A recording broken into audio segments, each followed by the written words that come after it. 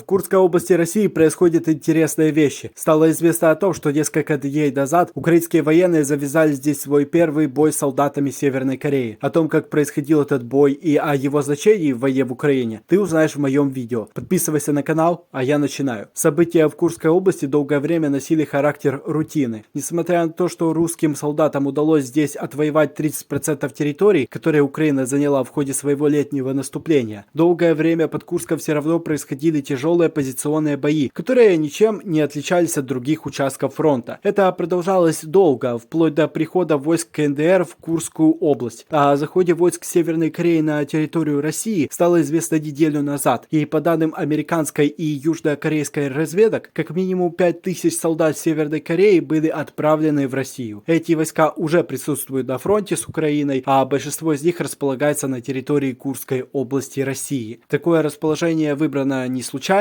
и по ходу ролика я объясню почему. На данный момент в интернет всплыло достаточно видео, которые доказывают нахождение войск Северной Кореи на территории России. Некоторые из них ты видишь в моем видео, и потому мы с тобой можем уверенно говорить о том, что бой между украинцами и корейцами под Курском все же состоялся и не является ложью. Хочу напомнить, что недели 2 назад я говорил о том, что отправка войск Северной Кореи на фронт с Украиной вряд ли состоится ввиду политических особенностей северокорейского государства. Однако события, происходящие в Курской области, показывают, что я немного ошибся. Я не учел того факта, что наш мир по сути является пороховой бочкой, а конфликт в Украине — это начало большого мирового противостояния, и не более. Кроме войны в Украине есть также и война в Израиле, а также напряженность на Корейском полуострове или острове Тайвань. На этих территориях в любой момент может разразиться война, которая по силе и масштабам может перекрыть войну в Украине. И вот к войне подобного масштаба Северной Кореи, как одному из главных участников такого будущего противостояния, нужно готовиться. Война в Украине позволила дать северокорейской армии колоссальный опыт, который можно будет применить в противостоянии с Южной Кореей. И в этом плане ввод войск Северной Кореи в Россию для поддержки против вооруженных сил Украины выглядит взаимовыгодным для обеих стран, как для России, так и для Северной Кореи. Я рекомендую посмотреть мое старое видео, так как там можно найти много чего полезного. Но вернемся к главной теме ролика. Помимо новостей о том, что войска КНДР были замечены под Курском, были новости и о том, что корейцев замечали и на Донбассе. Об этом сообщала украинская разведка, а также президент Украины Владимир Зеленский. Однако, вопреки заявлениям украинской разведки, военные из КНДР так и не появились в зоне юридической территории Украины. Все новости о том, что украинцы смогли уничтожить 6 северокорейских бойцов под городом Покровск на Донбассе, являются ложью, так как применение северокорейских специалистов в войне с Украиной будет ограниченным. Это обусловлено договором между Россией и Северной Кореей, а также тем, что подобные действия вызвали множество эмоций на Западе, который тоже может отправить в Украину своих солдат по такой же аналогии. Известно точно, что солдаты КНДР будут находиться в Курской области и охранять важные объекты в тылу России, перенимая опыт боевых частей русской армии на полигонах. Если корейцы и будут вступать в бой с украинской армией, то только на территории юридической России, как это было под Курском несколько дней назад. Это и объясняет то, почему именно в Курской области расположилось большинство солдат Северной Кореи. Впрочем, не стоит забывать, что президент России Владимир Путин всегда исходит из тактики, которая называется «место для шага вперед». Ее суть заключается в том, что если ситуация на фронте резко поменяется, понадобится, например, быстрый ввод резервов и тому подобное, то тогда армия КНДР вполне может оказаться на территории Украины. Но ситуация на фронте пока что позволяет России не прибегать к подобной практике, и если войска Северной Кореи окажутся на территории юридической Украины, то я об этом обязательно расскажу.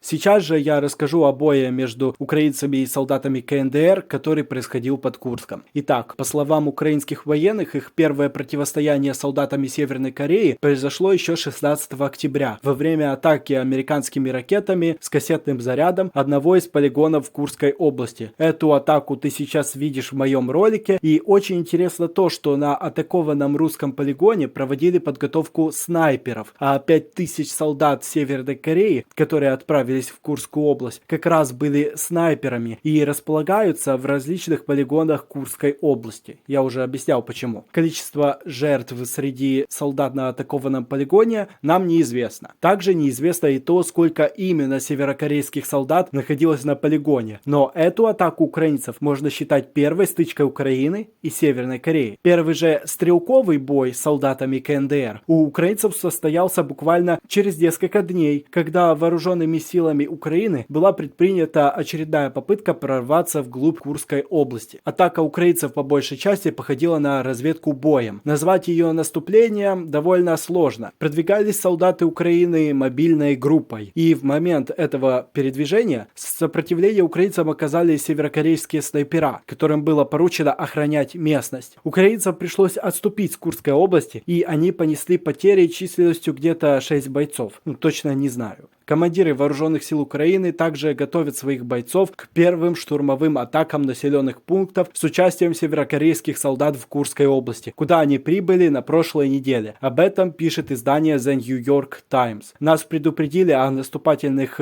действиях русских войск под Курском в ближайшее время. Вероятно, в ближайшие несколько дней. Об этом заявил еще в субботу заместитель командира 61-й механизированной бригады Артем Холодкевич. Украинские военные получили украинско-корейский переводчик, чтобы призывать корейцев сдаваться в плен. Многие считают, что корейцы не будут напрямую воевать, а будут охранять объекты за пределами фронта, освободив таким образом российских военных. Есть вопросы к боевой готовности и слаженности, а также по координации с россиянами в целом. Однако в Украинском центре оборонных стратегий полагают, что корейцы будут именно штурмовать города. Притом их будут первыми запускать на укрепленные украинские позиции, а лишь следом будут идти россияне. По оценке издания The New York Times, вооруженные силы Украины держат в Курской области около 30 тысяч солдат. Переброска 10 тысяч солдат Северной Кореи может значительно изменить баланс сил в пользу России. Тем более, что Россия перебрасывает под Курскую область подкрепления численностью около 2000 солдат КНДР. Эти военные Северной Кореи перемещаются под Курск после завершения тренировок. Данная передислокация была зафиксирована с помощью спутникового отслеживания и перехваченных данных русской разведки. Это стало для Запада первым подтверждением транспортировки северокорейских военных в зону боевых действий. Интересно и то, что в начале октября в Курскую область также прибыла группа из 10 офицеров КНДР. Считается, что они занимаются обеспечением безопасности базы северокорейских войск и отлаживают систему связи. В целом, пока что солдаты КНДР не представляют весомой силы в войне с Украиной, однако их нахождение в зоне боевых действий и участие в сражениях подтвердилось. Пока что войска Северной Кореи задействованы только в Курской области, и как все будет происходить дальше, покажет время. Я считаю, что максимум войск, которые Северная Корея может отправить на фронт, составляет около 100